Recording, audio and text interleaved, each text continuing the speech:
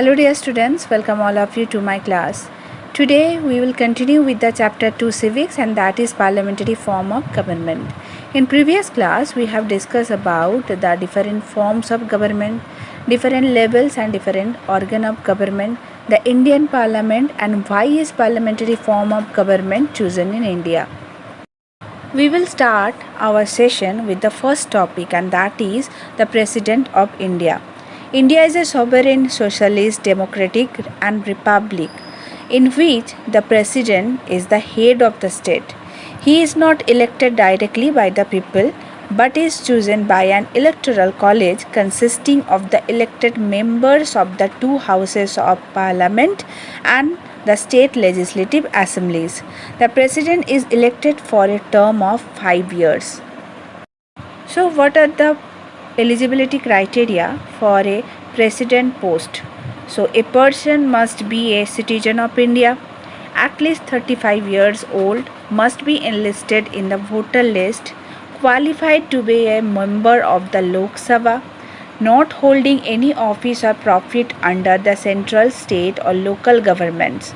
He or she should not be a member of the parliament or state legislature.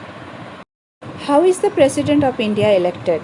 Unlike Lok Sabha election, general citizens do not play any role in the presidential election.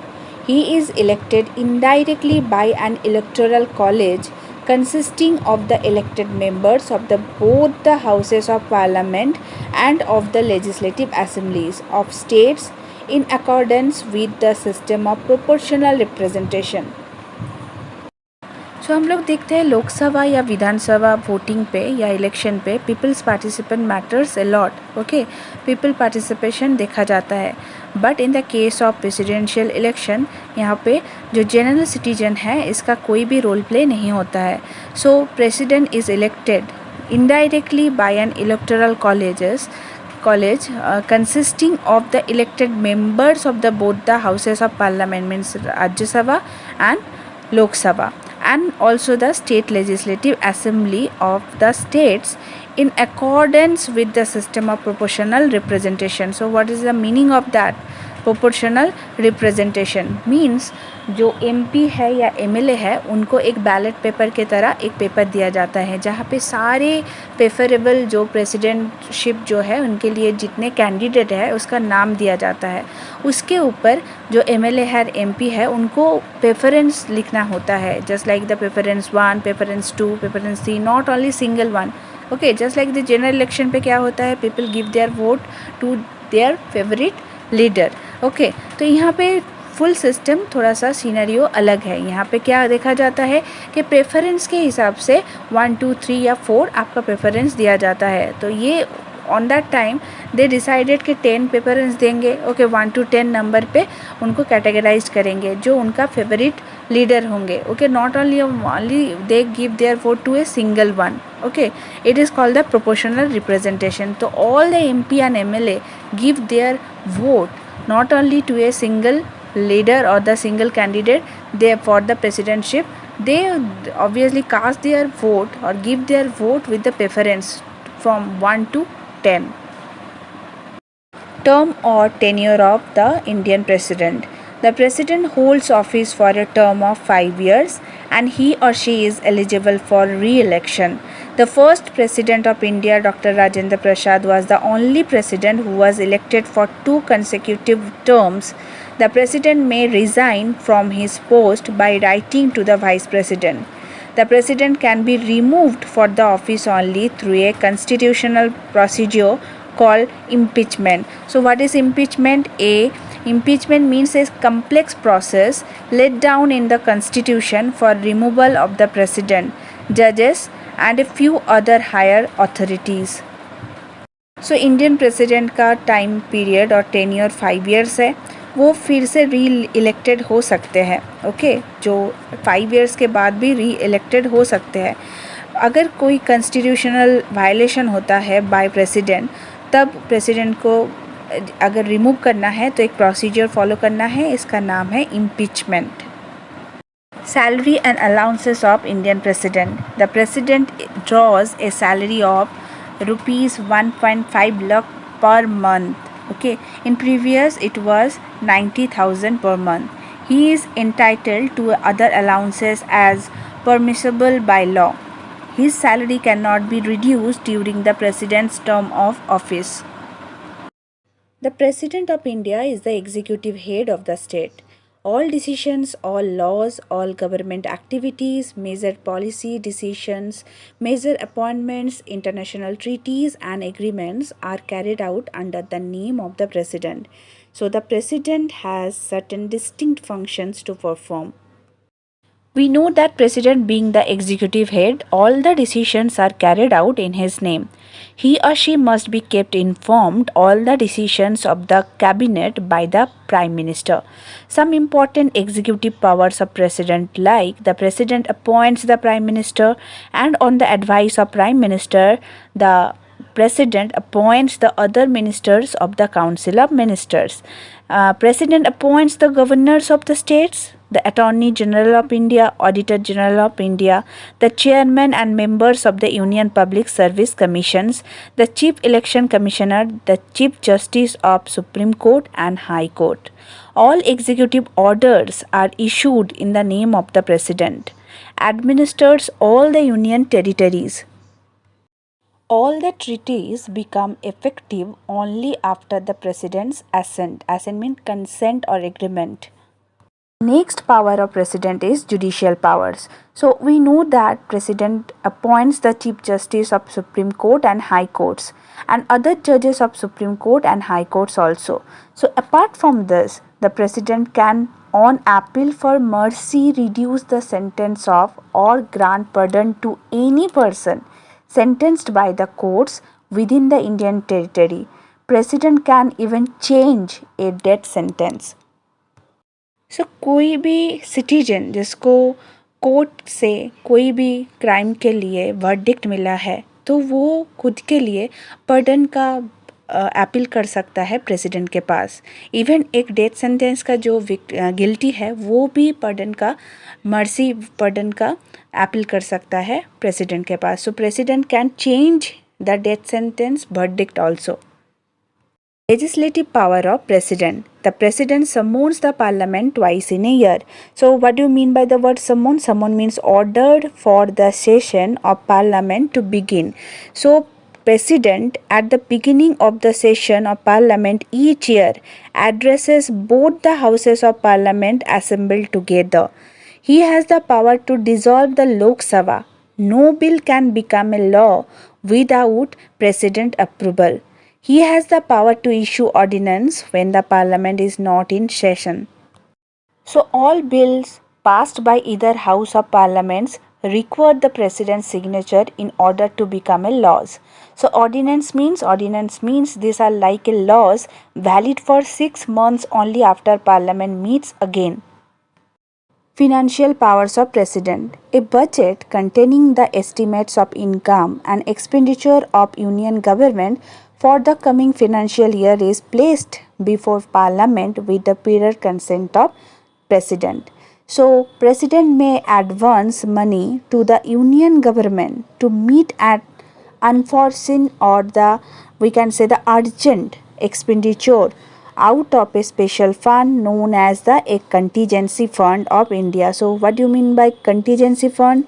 Contingency fund is created as an impressed account to meet some urgent or unforeseen expenditure of the government. Just like any kind of emergency पे अगर ज़रूरत लगे ऐसा कोई fund अगर बनता है by president, it is called contingency fund. Okay.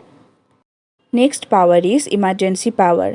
So president can use his or her emergency powers under some following basic condition, like in case of financial crisis, in case of failure of constitutional machineries, in case of foreign aggression.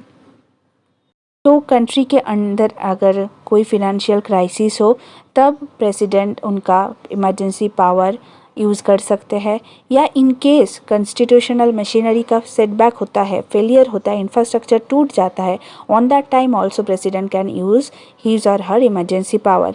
In case of foreign aggression, अगर बाहर से कोई country attack करता है तो obviously on that time also president can use his और her emergency power. Apart from all this power, the president also has some martial powers. So he or she is the supreme commander of the defense force of India. Okay, so remember the defense force के सबसे higher authority पे कौन है? Obviously our president, the Vice President of India. So, the Constitution provides for the office of a Vice President of India who is elected by the members of the two houses of Parliament. The state legislatures do not form a part of the Electoral College. Remember this.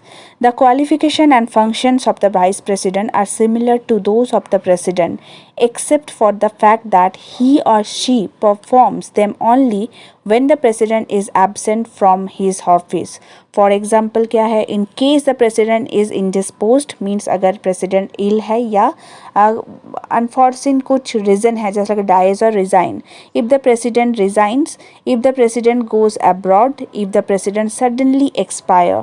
So this are the circumstances when the vice president obviously performs his or her duty. Salary and allowances. The salary of Vice President of India is 1,25,000 per month. While acting as President, he or she will receive the same amount and allowances as the President of India gets. Powers and functions of Vice President. The Vice President is the ex officio chairman of the Rajya Sabha. If the president is ill or absent, the vice president performs the duty of the president. This period could be 6 months at the most. Our next topic is the Prime Minister and the Council of Ministers. So, in a parliamentary form of government, there is a nominal executive head and a real head. We know that while the nominal head is the president, the real head is the Prime Minister, assisted by the Council of Ministers. It implies that all decisions are taken by the Prime Minister in consultation with the Council of Ministers. So, it is the most powerful institution in India. This team of members put into practice the laws that are passed in the Parliament. Appointment of Prime Minister and his or her Council of Ministers. After elections, the leader of the party that gains the absolute majority in the Lok Sabha is invited by the President to become the Prime Minister and announce his Council of Ministers. So, what do you mean by the word absolute majority? Absolute majority means a majority of more than 50% of the total membership of the House. For example, as the total membership of Lok Sabha is 545, an absolute majority in Lok Sabha means 50% of 545 plus 1, that is 273. But in case no party wins a clear-cut majority, on that time two or more parties may form a coalition government. if अगर कोई particular party जो majority gain कर सकता था वो अगर नहीं करता है तो वो पर्टिकुलर पार्टी और उसके साथ 2 और 3 पार्टीज़ एक साथ जुड़ के जो गवर्नमेंट बनाते हैं उसको हम लोग बोलते हैं कोalition government. After that, Prime Minister prepare a list of ministers from the member of parliament to be given various portfolios. So what do you mean by portfolios? Area of responsibility given to a minister. Actually, we can say that the offices.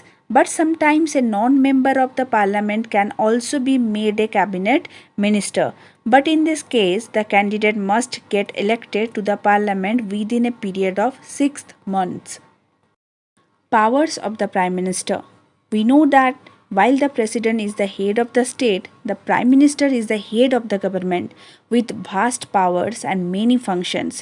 Some of the important functions of the Prime Ministers are like Prime Minister is the central figure in the formation, existence, and termination of the Council of Ministers.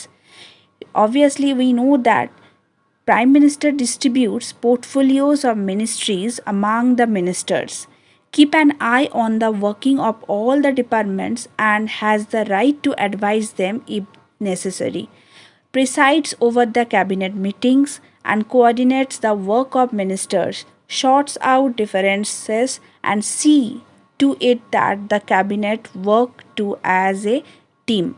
Okay, so obviously we know that also Prime Minister is the link between President and the Council of Ministers and keeps the President informed about the decisions of the cabinet. He or she is the spokesperson of the government. Okay, I'm going to repeat, he or she is the spokesperson of the government both within and outside the country. He or she is the leader of the nation. He or she is the leader of the parliament also, especially in the Lok Sabha, makes all the important policy announcement and answers questions regarding government policies and administration.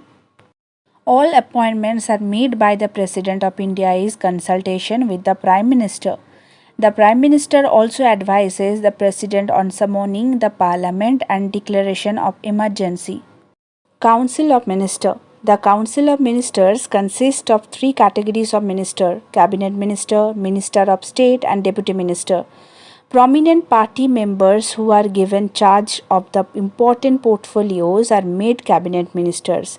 They are the most experienced member and take part in all important decisions of the government. The minister of the state also hold independent ministries but do not attend cabinet meetings. The deputy ministers assist the cabinet and the ministers of the state. The powers and function of Council of Ministers. The Council of Ministers work as a team and all the ministers are responsible to the legislature for the decision taken by the Council. The Council of Ministers formulate the policies, submit and explain them to the Parliament. The Cabinet is responsible for whole of the expenditure of the government and for raising necessary revenue to meet it. The ministers preside over the various departments of the government and give direction to the administration. So, my dear children, that's the end for today's session. We will meet in our next class with new topics. Till then, bye. Take a very good care of yourself and happy learning.